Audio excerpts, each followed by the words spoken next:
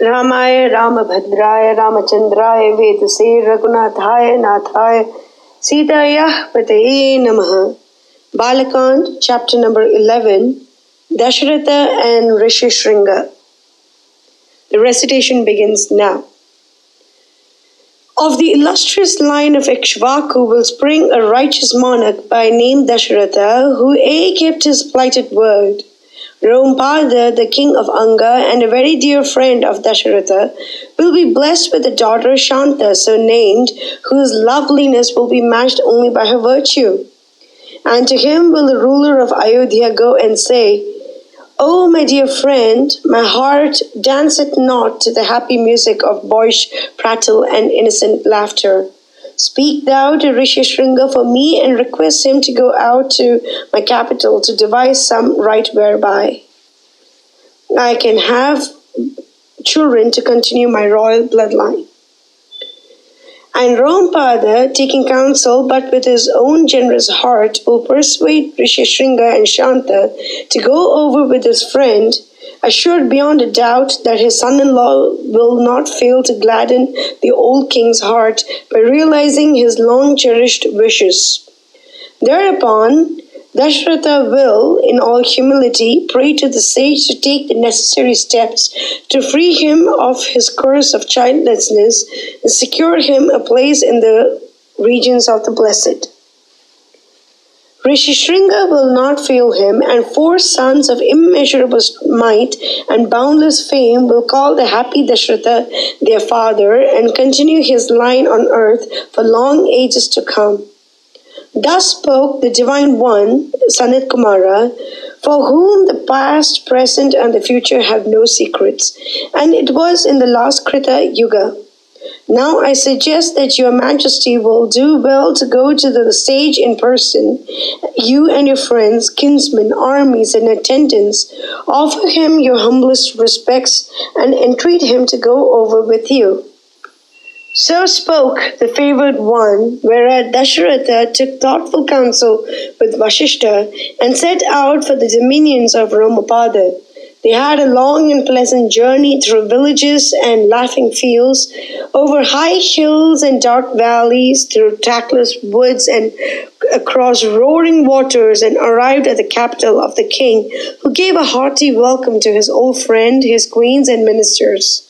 With pride and joy, he lost no time in acquainting Rishyashringa with the warm friendship that existed between him and Dasaratha, and with the relation Shanta occupied to him.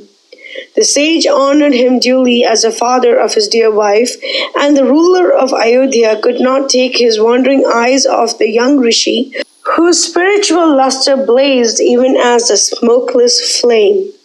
A week or so of happy hospitality, and the childless king sought the privacy of Rāma-kiṅkarī and said, My old friend and true, I would like that you allow me to take away Shanta and her husband to Ayodhya. They would serve a great purpose of mine. Glad am I, exclaimed Rāma-kiṅkarī, in that you have at last found something that I can do for you. And taking his son-in-law aside, he said to him, My valued friend Dasaratha, my other self, wants you and your wife to stay with him a while at his place, and it will gladden my heart ever so much if you could do so. Nothing would give me greater pleasure, was the answer of the sage, accompanied by an enigmatic smile. And the lord of Ayodhya, now all haste to go back to his capital, embraced Rāma-kiṅkarī warmly and took reluctant leave of him with a promise to meet at no long time. He set his face towards Ayodhya, and calling in unto his presence swift messengers, Go ye, said he, in advance, and see to it that the city puts on her brightest look. Let the roads be swept clean and the dust laid. Let the streets and the houses be gaily decked with flags, streamers, banners, and garlands. Let arches welcome us at every turn, and sweet perfumes sail along with soft breeze. And Dasaratha entered Ayodhya to the sweet sounds of martial music and the joyful shouts of the people of Ayodhya, dressed in their brightest and their best, who gave hearty welcome to the beloved monarch and his honored friend. The royal host offered unto his reverend guest the highest honors of his house and led him to the inner apartments, while his old heart danced with joy, as if its long deferred hopes were already realized to the utmost.